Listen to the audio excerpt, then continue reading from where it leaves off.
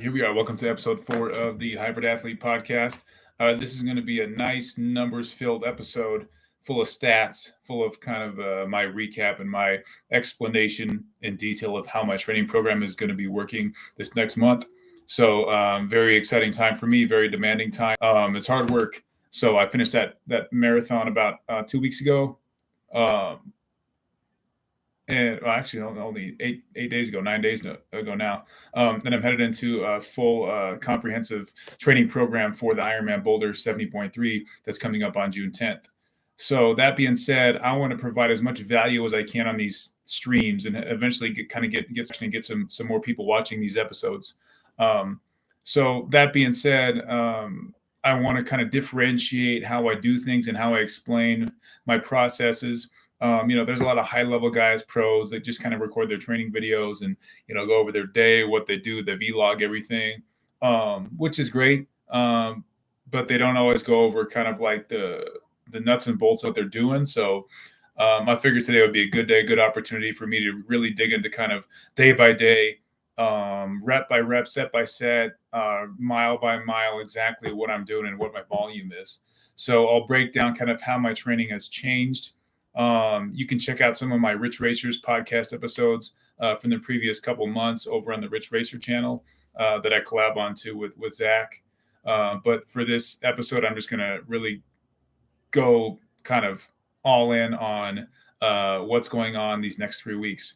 So as I've said before, and as I've defined in this first episode, being a hybrid athlete means you kind of keep the weight lifting involved for every week. I'm doing 3 hard days of weights for the most part, and they're multiple body part days now. So a traditional bodybuilding schedule is either push pull or it's 3 on 1 off, something like that. So that's usually like a back day, leg day, even an arm day with shoulders and chest separate. I'm doing like a shoulder day that's mixed in with a back day now. So like I'll do a bunch of pull-ups and like a lat bar pull down with a dumbbell row, and then I'll go into like some shoulder work, like dumbbell press, something like that, even a barbell press with shoulders. I like doing frontward lateral raises. So, me individually, like I've seen nice growth in my deltoids just from doing a lot of lighter weight, just really get into that hypertrophy and making that the focus for a smaller muscle group like shoulders.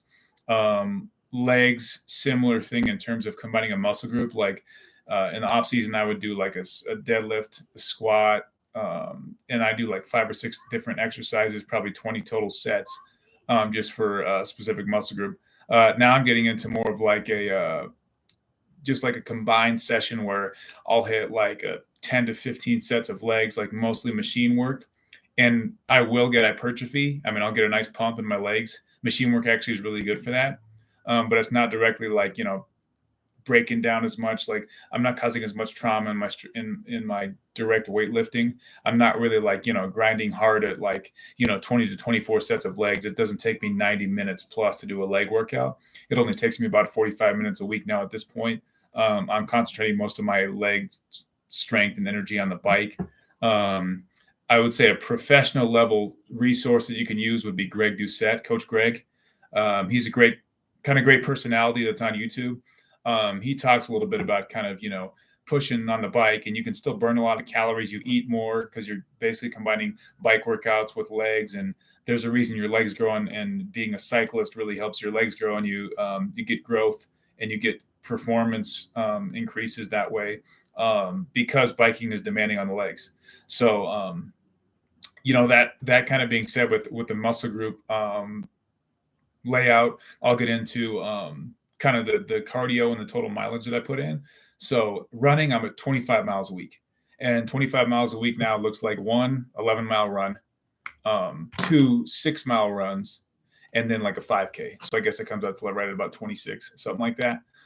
So 4 days of running, and then the biking is really going to be where it gets more intense. So my minimum bike now is going to be 75 miles a week. So I just kind of broke it down: 4 days of running, 3 days of full hard weights, and now we're at 4 days of biking. And when I have a long day of biking, which is my Wednesday, I have like a 90-minute ride minimum, and now I'm gonna bump that up to a 2-hour ride for max distance. So my first time trial last week, I did 23.7 miles in 1 hour. So that's 23.7 miles an hour, which is pretty strong for just starting out for kind of a benchmark workout. But I'm looking to match that velocity, match that speed, and extend that to 90 minutes even tomorrow. Tomorrow is going to be May 17th, and my race is June 10th. So, I'm looking at 3.5 weeks out right now. So I probably got about, you do the math, probably 15 to 17 days of good training left in terms of kind of, get the best out of these peak brick workouts. So for those of you who aren't aware of the term, a brick workout is a combination of one or more of the two or more of the three disciplines of the Ironman. So it's either a swim bike, a swim run, a bike run, something like that. Combining those elements into a longer workout. So these types of days where I have like a really long discipline in one would be like a run where I do like an 11-mile run. I might even mix in like a 15-mile run, even though it's longer than what the race distance is going to be, just to kind of maintain that cardio that I built up for the marathon. But I will say that my focus is going to be on the bike because the bike is the longest chunk of the race. And I've said this to people in person, but I haven't really kind of recorded it and documented it here on this channel. My mental game plan is to crush the bike, just get through the swim. I'm not a great swimmer, but I'm a strong swimmer. I can, I get through the water okay. I got a nice body shape for it. I'm kind of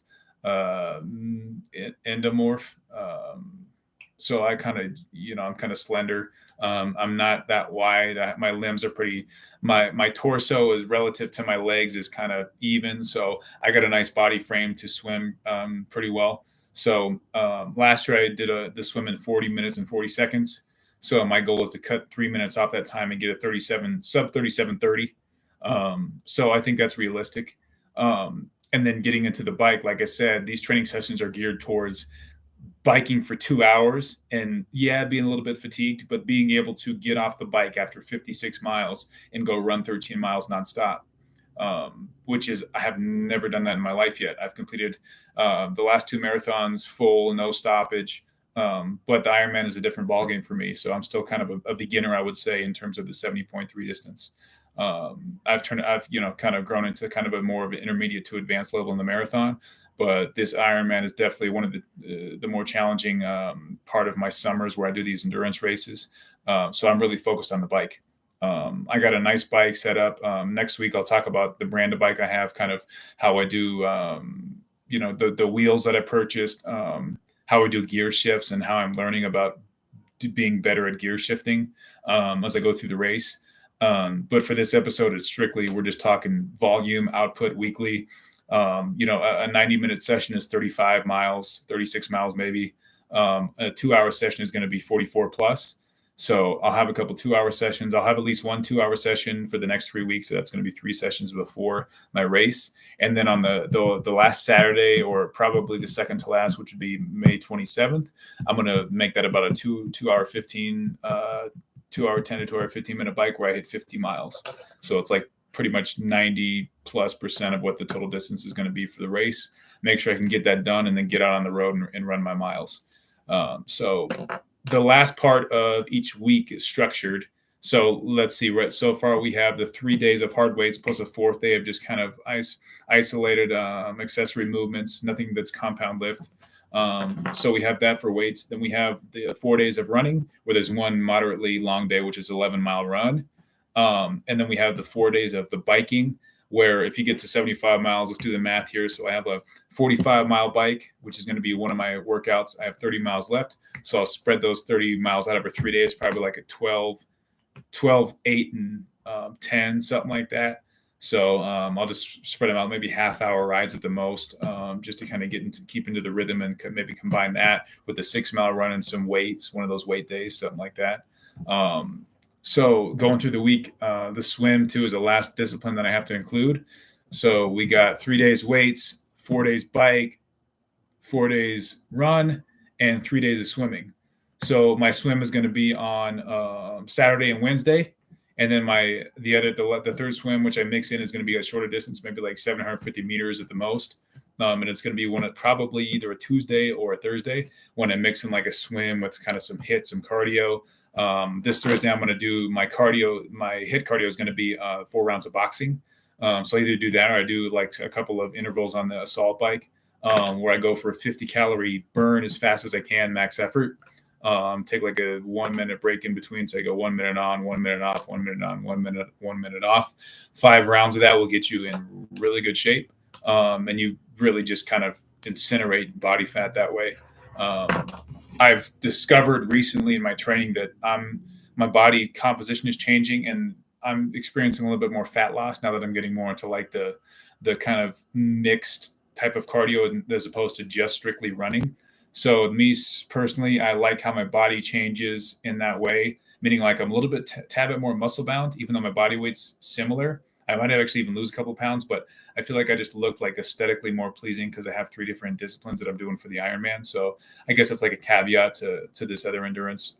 The race is different than a run, but I'm super excited, and I hope that week of training makes sense, and that's going to be extended for this week and the following 2 weeks, and then in a couple of weeks when we get closer to June, like maybe that would be like a I guess that's like Monday, May 22nd or something, May 23rd. I'll go over my taper week that's coming up. That's going to be from Saturday to Saturday. So it'd be like June 3rd through June 10th for the day of the race.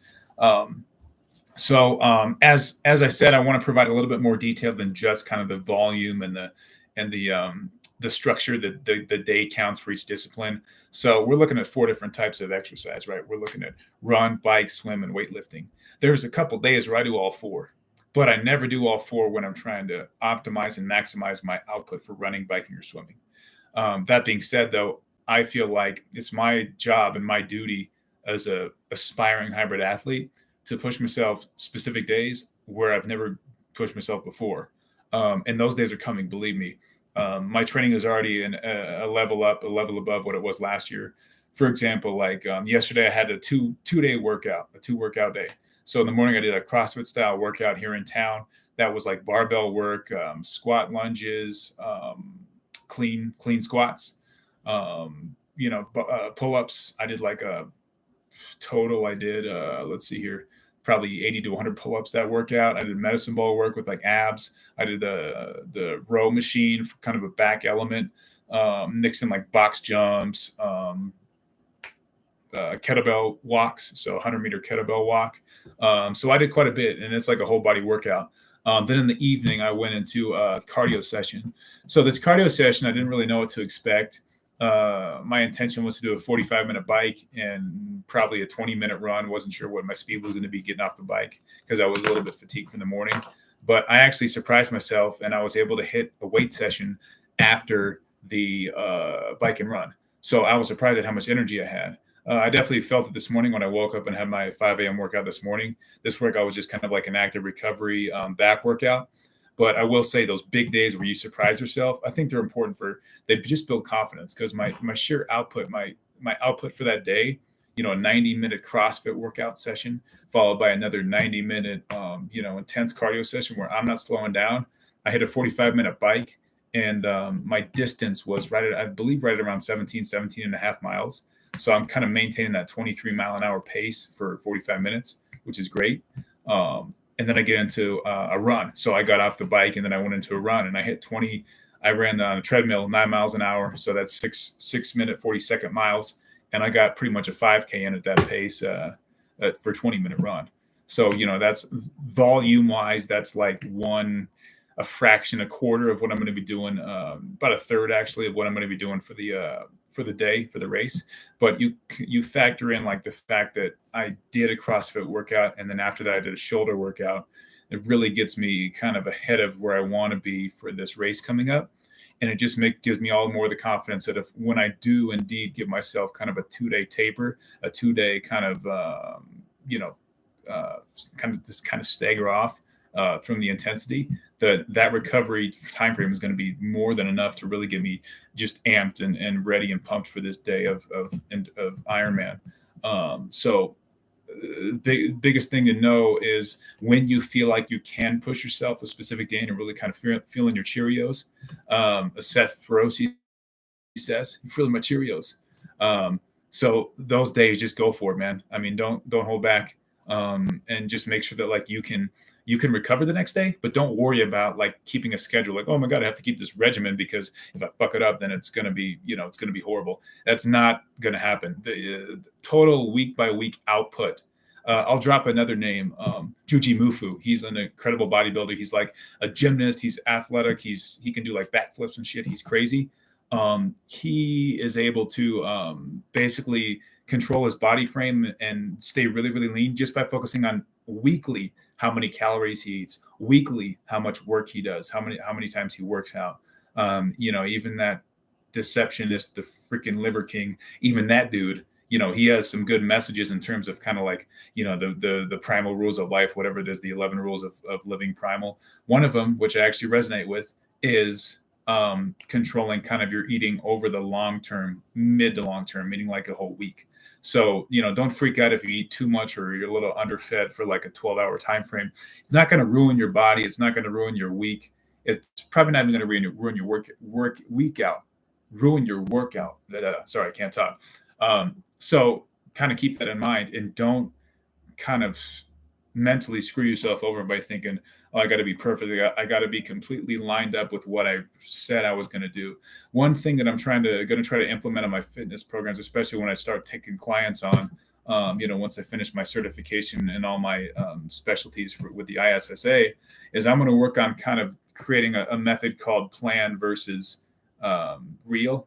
So real versus plan, meaning like record what you did and measure it, line it up column by column, an Excel spreadsheet, for example, exactly versus what you did and what you failed to do or what you were short or excessive on.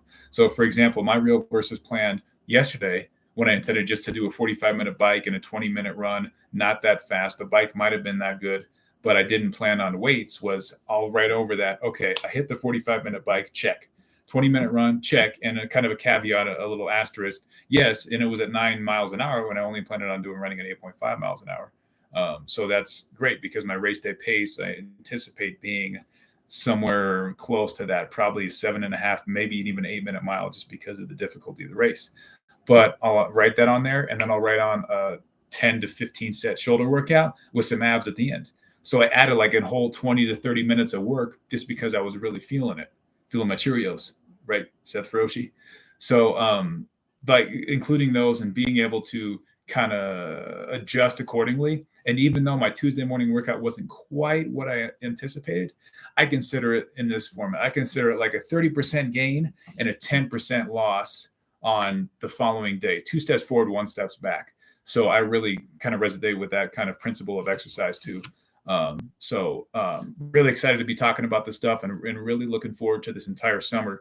There's going to be a few more races to come after this Boulder Ironman. I won't get too far ahead of myself, but I'm definitely doing the half marathon with Zach at the end of July. So we'll be kind of documenting that and putting some more of that material on the Rich Race channel. And he's got other things going on TikTok and stuff. So check that out. I'll have to get a hold of his handle and let you guys know I think it's just called the Rich Race account on TikTok too. So he's managing that account. But I think I covered everything that I wanted to for the just for kind of the training week, all the numbers, kind of all the sets and reps. I guess one more thing I could do is kind of get into kind of the rep scheme and the set scheme for these combined workouts. So for example, like when I did my shoulder workout yesterday, when I added after, I did 5 sets of barbell press. I did 5 to 6 sets of dumbbell press, and then it went into like lateral and vertical horizontal shoulder raises. And that was about it. So that was like 5 sets of each is 15 sets. So I definitely got a good pump, a good workout, with that. And it was kind of a nice add-on. And I still, followed the muscle group scheme for the most part. I did back and arms this morning as opposed to back and shoulders, which I was intending on doing. But now that I kind of got ahead in terms of the weights, what I'll do is I'll throw in another shoulder workout at the end of the week on a Thursday or a Friday before I have my big cardio session on Saturday. I might mix in some shoulders with my incline press and keep it between like 10 to 15 sets. So I think minimum 10 to 15 sets per muscle group during this race season, during these peak 3 weeks is kind of essential. And it's what keeps me maintaining my muscle mass, not necessarily growing, but staying strong, staying in it in terms of the weights, and still just kind of optimizing my output with cardio. So I'm really happy with kind of how I'm programming myself in terms of using the treadmill as a training tool for the entire year. When I first started really being dedicated to my fitness and my kind of race tracking and my race performances, I was at like 7.5, 8 mile an hour on the treadmill. Those runs like 25, 30, sometimes 45-minute runs. Now I can do a 9 mile an hour run, 45 minutes, especially when I'm rested, just like that. So you do the math. That's a 640 pace outside. And I'm able to hold a 640, 645 pace pretty easily. My marathon first 10 to 12 miles were right at a 645, 650 pace. So, kind of extending that and building off of that base, that building off of that framework of, the new normal. Zach and I had a great conversation about it last week. The new normal needs to be above and beyond what your normal was the previous year. The new normal needs to be above and beyond, what it was last month. 2 steps forward, 1 step back. So, yeah, I couldn't be more motivated and into what I'm doing with this race and with my training, and I really hope to eventually at some point be able to really drive this channel and share it with more folks than just myself. I feel like I'm going a little bit crazy just talking to myself, but some of you who know me, who I've reached out to personally in the community, let your friends know, let people know. I mean, there's so much on YouTube and so much online that's just like political. It's political. It's kind of just like, surface level, kind of like superficial, like, hey, this and this is wrong, and fix your finances and pay your bills and invest in real estate and eat good food, eat healthy, work out. We all know that. We all know you're supposed to eat healthy. We all check. Okay, check. Work out. Check. Show up. Check.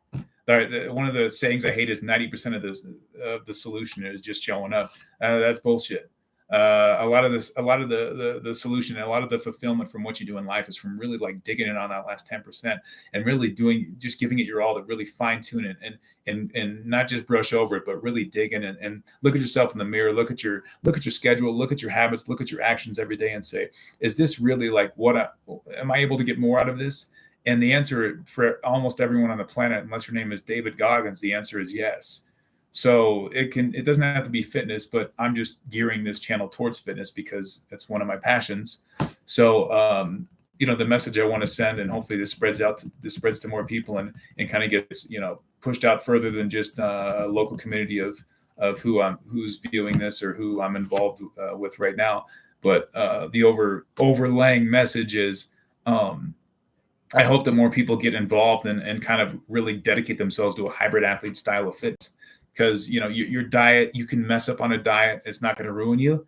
But that being said, it's really geared towards paleo, which in my opinion is a great diet. It's the best diet. It's not an extreme elimination diet. It's not a bail you out type of diet where you can eat bullshit and still follow the diet.